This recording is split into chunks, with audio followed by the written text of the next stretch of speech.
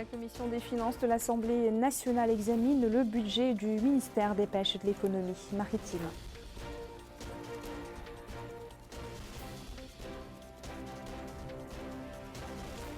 Le ministère de la Justice organise un atelier d'approbation de 2 projets de loi pour les établissements pénitentiaires.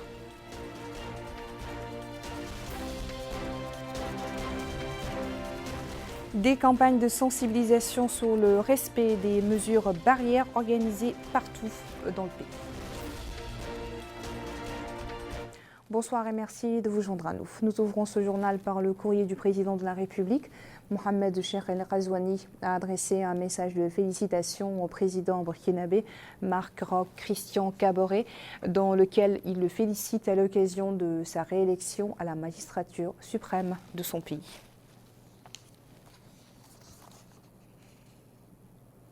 Je vous le disais en titre, à l'Assemblée nationale, la commission des finances a examiné aujourd'hui le budget du ministère des Pêches et de l'Économie maritime dans le cadre du projet de la loi de finances initiale pour l'année 2021. Son ministre Abdelaziz Dahi a présenté à la commission les principaux axes et rubriques de ce budget qui s'élève à plus de 490 millions MRU.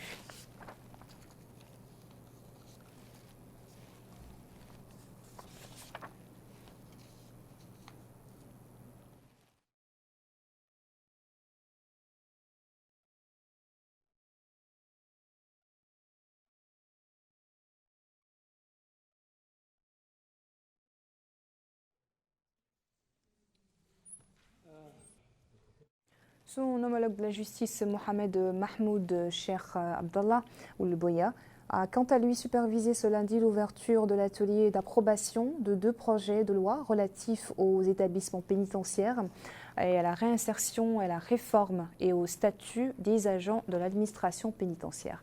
Abdelrahman Hamadan pour le compte-rendu. 5 jours durant, les participants à cet atelier organisé par le ministère de la Justice auront à suivre des exposés portant sur des avant-projets de loi. Le premier porte sur la loi cadre pénitentiaire et le second porte sur les statuts particuliers des corps de l'administration. Supervisant les travaux de cet atelier, le ministre de la Justice, Mohamed Mahmoud Cheikh Abdallah Oulboya, a affirmé que cette réforme s'inscrit dans un souci des pouvoirs publics d'harmoniser la justice pénale et de protéger les droits de l'homme en insistant sur l'importance des droits dans l'administration quotidienne de la justice et la mise en place d'une politique d'amnistie et de prévention du crime. Il a ajouté que le programme électoral du président de la République prévoit de doter les établissements pénitentiaires d'un corps d'employés chargés de surveiller les prisons, d'encadrer les travaux d'utilité publique au sein de ces établissements, d'annoncer la politique générale du gouvernement, de mettre l'accent sur la réforme des établissements pénitentiaires, de renforcer leur sécurité, d'améliorer les conditions de détention et d'encourager la réinsertion sociale et professionnelle des détenus. L'Office des Nations Unies contre la drogue et les crimes, partenaire technique et financier du ministère de la Justice, soutient cette réforme du système pénitentiaire. Les Nations Unies, à travers l'ONUDC, soutient la réforme du cadre légal et réglementaire du système pénitentiaire de la République islamique de Mauritanie en vue de les conformer aux règles minimum. L'ONUDC soutiendra l'élaboration d'une stratégie de mise en œuvre de la réforme et le développement de programmes de formation adaptés au nouveau cadre et la dissémination de ces textes une fois adoptés.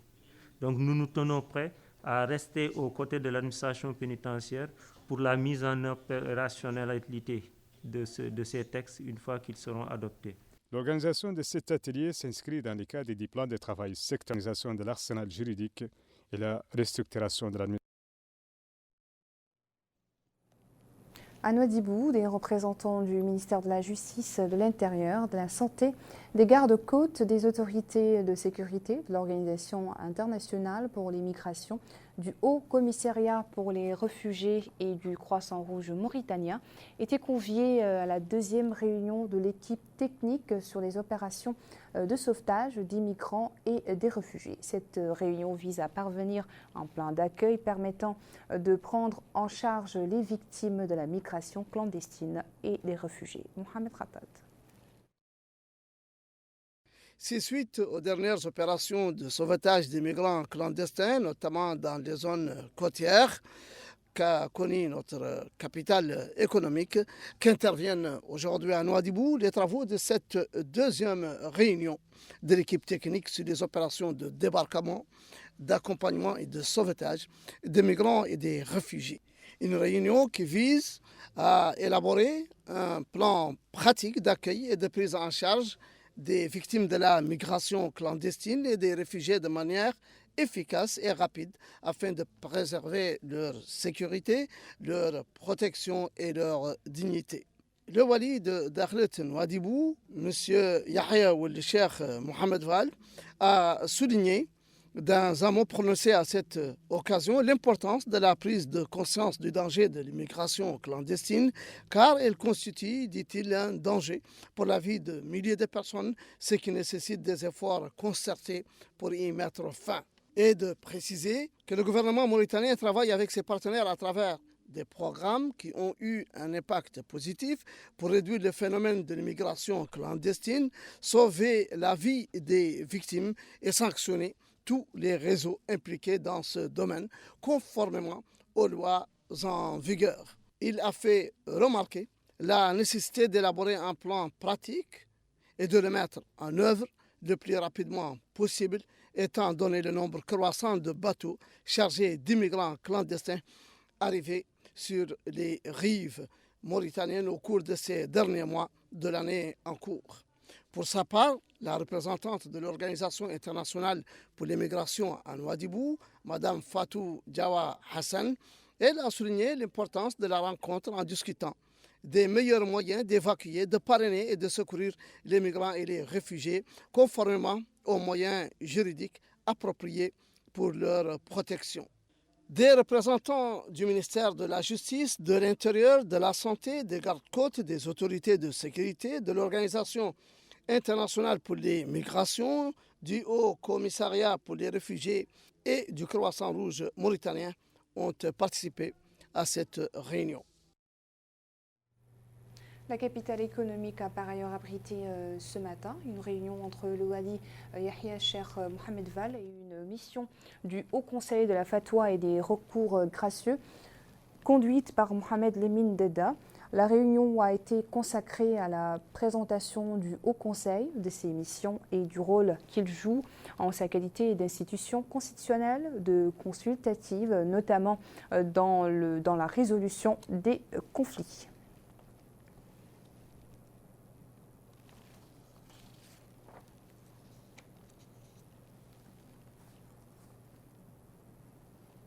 Pour ceux d'entre vous qui ne l'avaient pas suivi en direct aujourd'hui, nous les invitons à suivre la rediffusion du point de presse quotidien du ministère de la Santé sur la dernière situation relative à l'évolution de la pandémie de Covid-19 en Mauritanie.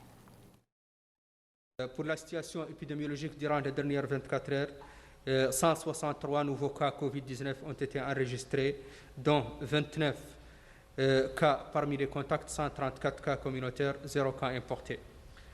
14 guérisons ont été enregistrées durant les dernières 24 heures et malheureusement 6 nouveaux décès. Le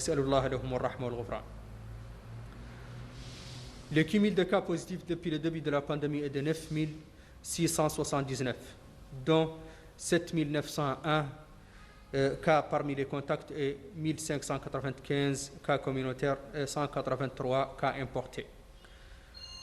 7 863 guérisons ont été enregistrées depuis le début de la pandémie et 194 décès ont été aussi enregistrés depuis le début. Nous avons aujourd'hui 1622 cas actifs, dont 1516 cas asymptomatiques et 73 cas avec des symptômes simples, 33 cas critiques. Nous avons, durant les dernières 24 heures, enregistré par Muqata'a les nouveaux cas, un nouveau cas à Amrouch, un nouveau cas à Basknou, un nouveau cas à Djigani, un à Timbadra, 9 à Lioun, 1 à Mbout, 1 à Bogué, 1 à Rosso, 3 nouveaux cas à Nouadhibou, 14 nouveaux cas à Oksar, 3 à Sabra, 78 nouveaux cas à Tafraq Zeyna, 7 nouveaux cas à Dar Naïm, 4 à Tayart, 12 à Toujounine, 16 nouveaux cas à Rabat, 2 à Al-Mina et 8 à Riyad. Durant les dernières 24 heures, 1173 tests ont été réalisés, dont 1115 tests de diagnostic et 58 tests de suivi. Distribués sur 788 des tests rapides et 327 des PCR. La distribution des nouveaux tests durant les dernières 24 heures par wilaya, 157 réalisés à Houd Sharqi, 49 à Houd Gharbi, 29 à l'Asaba, 21 au Gorgol, 22 au Brakna, 34 au Trarza, 10 à Ladrar, 81 à Dakhlet Nouadhibou, 17 au Tagan, 35 au Gidimaka, 10 au Trarza, 11 à Linchiri, 548 nouveaux tests ont été réalisés en Nouakchott Ouest, 88 en Nouakchott Nord et 61 en Nouakchott Sud. Le cumul de tests réalisés depuis le début de la pandémie est de 111 954, dont 16 479 tests de suivi et 95 475 tests de diagnostic, dont 81 479 de TDR et 13 978 de PCR. On ne le répétera jamais assez, la seule arme contre cette pandémie demeure le respect des gestes barrières, particulièrement dans les lieux publics. Les gares routières étant des endroits de rassemblement et de contact, donc favorables à la propagation du virus, ici aussi bien aux usagers qu'aux prestataires de services de veiller aux recommandations des autorités sanitaires. Qu'en est-il réellement sur le terrain? Élément de réponse avec Bokar Baylaba.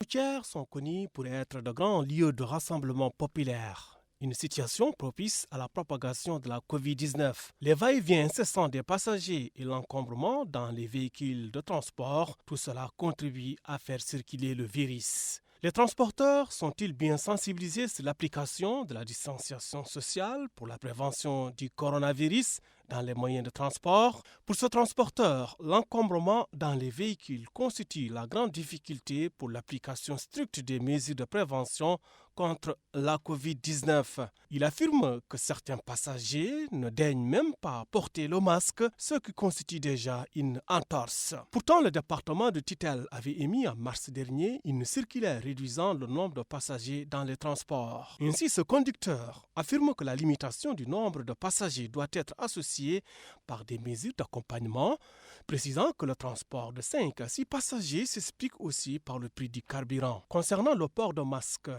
il affirme que les transporteurs doivent être dotés de ces moyens pour les redistribuer aux passagers, car cela va de la santé de tous. Cette passagère affirme elle aussi de l'importance de conscientiser les passagers sur la nécessité d'observer les dispositions préventives permettant la limitation de la propagation du coronavirus. Quelle que soit l'ampleur des efforts du gouvernement, ils resteront vains tant qu'ils ne sont pas soutenus par un engagement ferme de la part des citoyens et des acteurs du secteur du transport concernant le respect des mesures de prévention contre la Covid-19. La sensibilisation sur le respect des mesures préventives en Adrar rythme désormais l'activité, aussi bien des pouvoirs publics que de leurs partenaires de la société civile. Une campagne menée tout azimut dans les marchés et au niveau des gares routières. Mohamed Rabat. La wilaya de l'Adrar vit désormais au rythme des campagnes anti-Covid-19. Ici, une campagne de sensibilisation menée par l'autorité de régulation des transports publics et urbains dans la capitale de la wilaya de l'Adrar, qui vise à faire prendre connaissance aux usagers des transports urbains et terrestres quant à l'impérieuse nécessité d'appliquer scrupuleusement les mesures préventives décidées par les autorités publiques en vue de protéger les populations et limiter la circulation et la propagation du virus de la COVID-19. Pour ces responsables de l'autorité de régulation des transports urbains et terrestres, cette campagne vise à sensibiliser et mobiliser les populations face à cette deuxième vague de ce fléau destructeur. On avait, dit-il, 3 wilayas que sont l'Inchiri, l'Adrar et le Tirs Zemour. Nous sommes aujourd'hui dans la wilaya de l'Adrar et nous ciblons en premier les transporteurs mais aussi les populations de façon générale.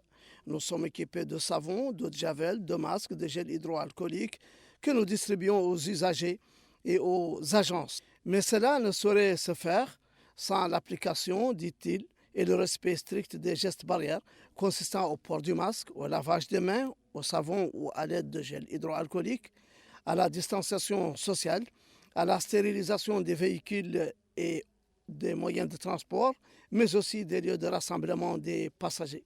Ici aussi, une journée de sensibilisation contre la COVID-19 organisée par les autorités administratives et sécuritaires dans la capitale où le Wali a visité les marchés et a insisté auprès des commerçants et des visiteurs sur la nécessité et le devoir de respecter les mesures de prévention dictées par les pouvoirs publics pour se prémunir contre cette seconde vague du coronavirus. Le Wali a par la suite donné le coup d'envoi de la campagne de sensibilisation en dispatchant sur le terrain les équipes mobilisées à cette occasion. Nous venons de lancer la campagne de sensibilisation contre le Covid-19. Donc nous avons été au marché parce que c'est les lieux de concentration, de forte concentration. C'est une campagne qui a impliqué beaucoup des acteurs. Nous avons ici des organisations des associations, nous avons la commune, nous avons la jeunesse. Tout le monde s'est mobilisé aujourd'hui ce matin c'est-à-dire pour rentrer dans les lieux de forte concentration afin de mener une sensibilisation contre cette maladie.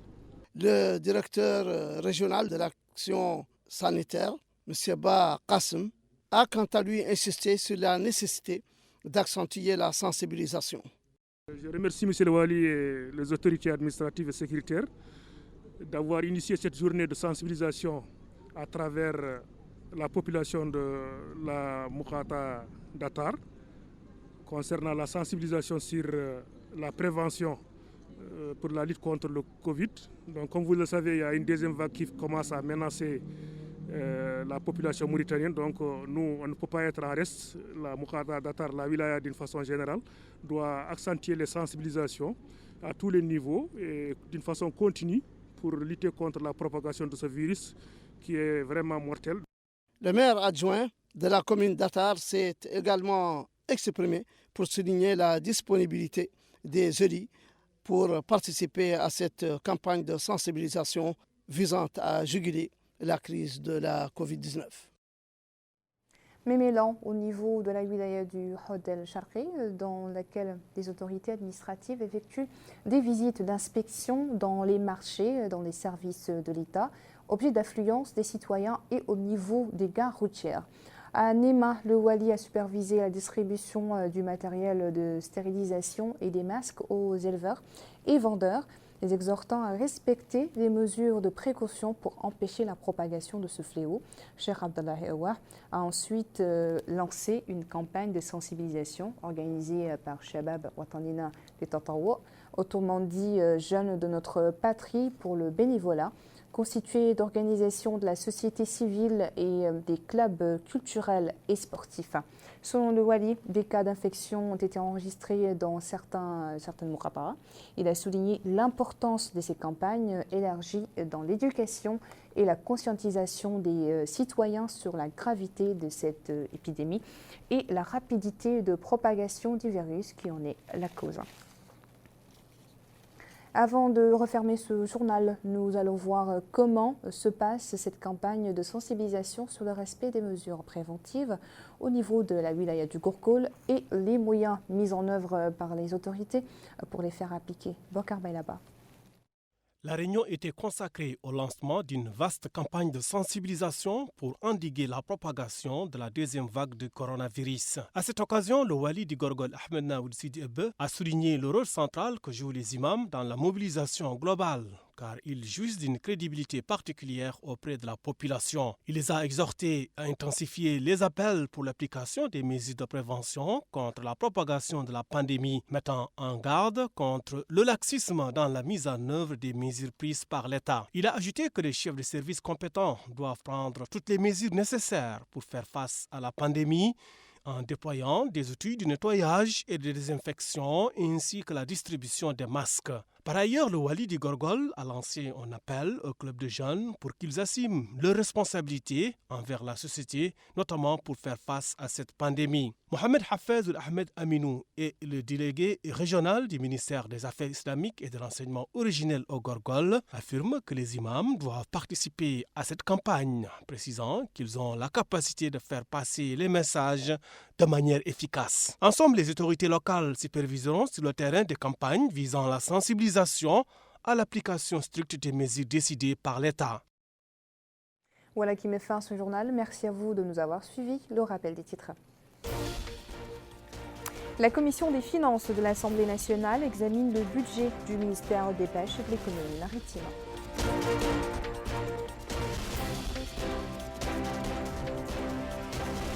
Le département de la justice organise un atelier d'approbation de 2 projets de loi pour les établissements pénitentiaires.